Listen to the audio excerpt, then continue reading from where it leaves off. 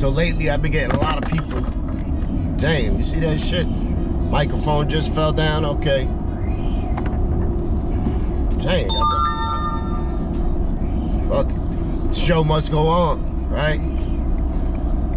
So lately I've been having a lot of people message me, DM me questions and stuff, especially after I posted the video saying that I was depressed and I was struggling, and at this time of year I tend to struggle with the seasonal depression, which is definitely a real thing, y'all. If y'all experience that or go through that out there, it's a real thing. So don't be ashamed of it, don't run from it.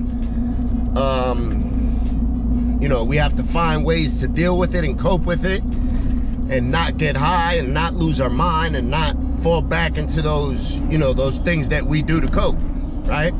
Because we all have those coping mechanisms. Mine was getting high and getting money. That's what I would do. When I'm feeling sad, when I'm feeling down, I'll get high and I'll, you know, blow some money. Either go shopping or gamble or, you know, stuff like that. That's the type of stuff I used to do. But I had a brother message me yesterday from Toronto, right? So shout out to you. You know who you are, brother. Thank you for the support and thank you for reaching out. And he told me he had a bad motorcycle accident and he was clean from Percocets, but then he started using again because of the seasonal depression, right?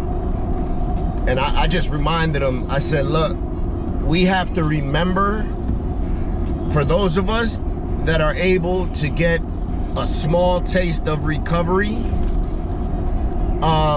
and get clean for a year, for 2 years, for 6 months, for 5 years, for 10 years, whatever it might be,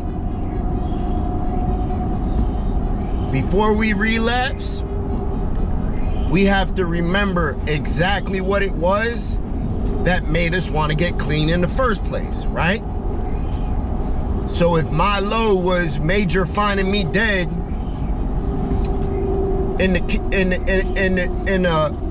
the bathroom and waking my wife up, if that's my low, I have to remember that every time I want to get high. If your low is eating out of a fucking trash can, you got to remember that. If your low was nodding off in front of your kids, taking your kids to cop, you know, selling your ass, whatever it might be, you have to remember that before you pick up again. It's so easy to forget that. It's so easy to forget all the bullshit we've been through in our addiction when we get some clean time under our belt. You know, that's called being complacent. And it's so easy to do. And I'm gonna tell you, hold up, I don't know how to turn these motherfucking defroster on. Shit heated up because I'm speaking that truth. I have fire right now. So the devil trying to stop, right? Okay, I think we got it now. So we have to remember that shit. We have to keep that in the forefront of our mind each and every time we get that urge to pick up. Because shit'll be going good and we'll get the urge to pick up. And shit'll be going horrible and we get the urge to pick up. But we gotta remember, that's the one thing we have to remember and cannot forget, is what was your low that made you want to get clean, right? What was that moment when you were like, man, fuck this. I don't have this in me, I can't do it. I'm selling myself short, I'm selling my family short, my husband, my wife, my kids, whatever it might be. We gotta keep that in the forefront of our mind when we think about fucking up again. And this shit don't only apply to using drugs. This shit apply to dudes in the street. This shit apply to cheating on your motherfucking diet. Whatever you want to think about, or whatever you want to apply it to in life, this shit apply to, man. Believe me. Whatever made us want to take that step to better ourselves, we got to remember that. Keep it in our forefront of our mind and think about that. If we do, if we keep that in the forefront of our mind, then the decision should be simple. It should be simple. When we get that urge you know, cheat on our diet, when we get that urge to pick up a bag, it should be very easy if we just think about it and be like, damn. I remember waking up in the hospital with a fucking tube down my throat and the doctors standing over me telling my wife that I wasn't gonna live. I remember that. So that's what keeps me clean. You know,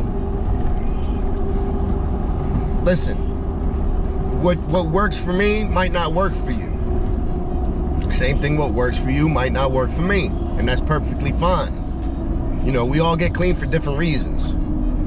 Some people do it for their kids, some people do it for themselves, some people do it for the fucking dogs, some people do it for God, and that's cool. To me, it don't matter. What the fuck should it matter what you got clean for, right? As long as you clean.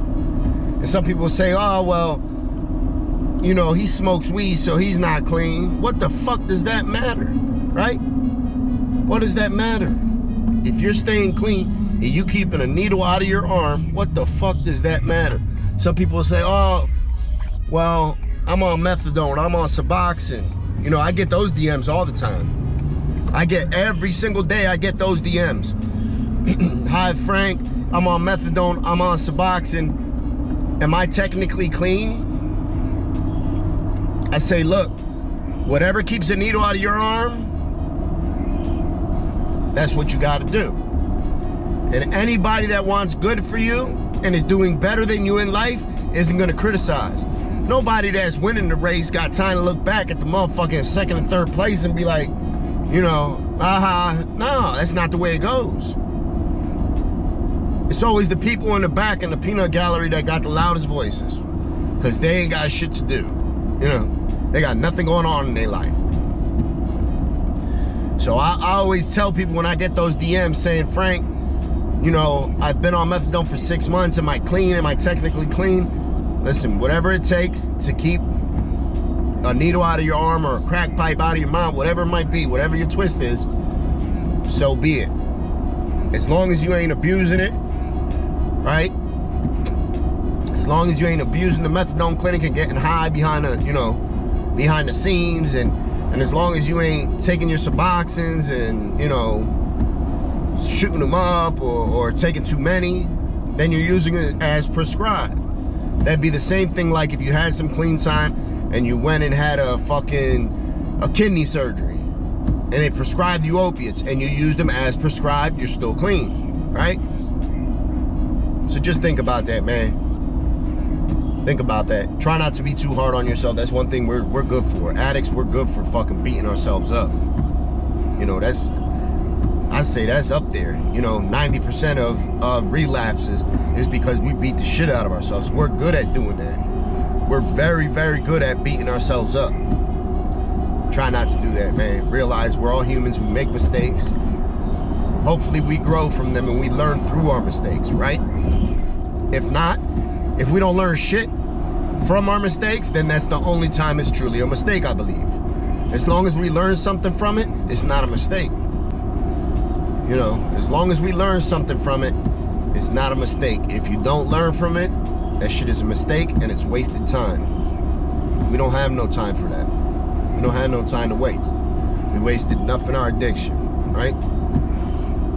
So let's go, y'all. Let's stay clean. Live healthy, right? Love all. Keep it positive, be patient, and be loving. And I thank y'all.